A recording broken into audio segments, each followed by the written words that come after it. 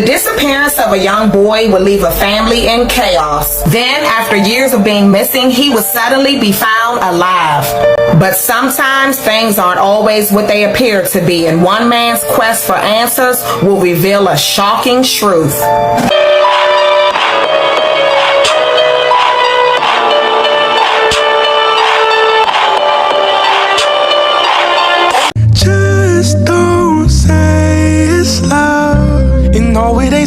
Frederick himself had an explanation for this, okay? He had a reason for why this family, why the Barclays were so anxious to open their home to him and why they were so anxious to take him in. And the reason that he gave absolutely knocked me out of my flip-flops, okay? Hey y'all, so let's get back into this thing. I'm so sorry that it took me so long to drop part 3. But basically, y'all, Frederick told the FBI, and he told anybody that was willing to listen, okay, that the reason why the Barclays were so acceptive of him, even though they knew that he was not the real Nicholas Barclay, is because Jason, the older brother, the same brother that answered the phone the night that Nicholas went missing, Jason had murdered Nicholas, okay? And according to Frederick, this is something that the whole family knew. And so them accepting Frederick into their life was sort of like a way to cover up the crime.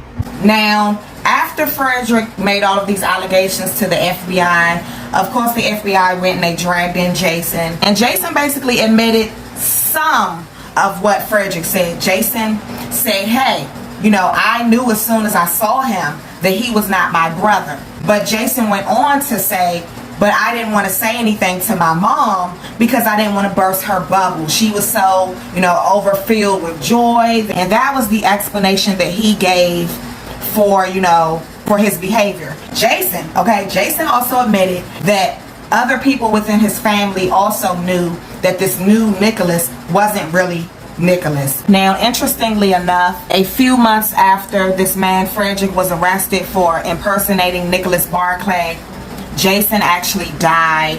Okay, the brother, Nicholas's brother Jason, actually passed away from a drug overdose. Now, there are a lot of people who they didn't necessarily believe everything that Frederick said, but they did believe that Jason did something to Nicholas. Some people, when Jason died, it was a drug overdose, but some people were convinced that it really wasn't a drug overdose and it was, you know, it was actually a suicide, and that he took his own life because the guilt of what he had done to his brother Nicholas was just hanging on him and he could no longer take it. And we may never really know for sure, but one thing that we do know is that, again, Nicholas Barclay has still not been found. There has been no sign of him, and his disappearance still remains a mystery.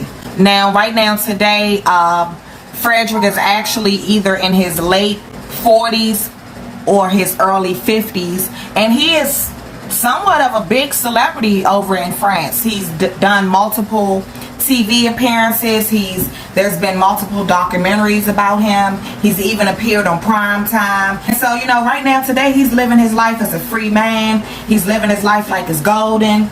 Like Jill Scott said, I'm living my life like it's golden. He's living his life like it's golden.